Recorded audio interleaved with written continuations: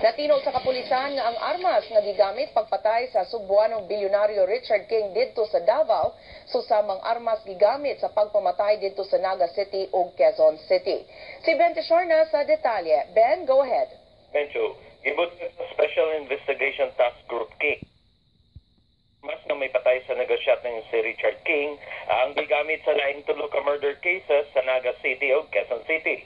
Matod sa Pangulo sa Task Group, Senior Superintendent Aaron Aquino, mitakdo ang mga slugs sa Richard King's crime scene ngadto sa mga slugs nga na-recover sa duha ka crime scene sa Naga City ug sa laing krimen dito sa Quezon City.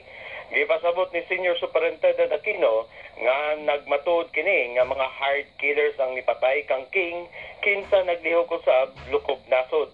Wala hinon nisulti sa kapulisan kung maapektuhan ba niini ang kasong murder batok sa tulo ka akusado o sa gitumbok na mastermind nga si Senior Superintendent Leonardo Felonia. Ang mga akusado pulos nagbase dinhi sa Davao City.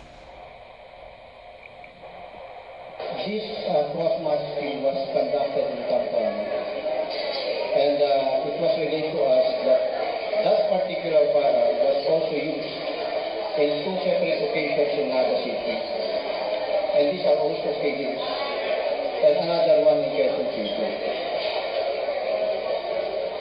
Therefore, you can conclude that that firearm being used is being used nationwide.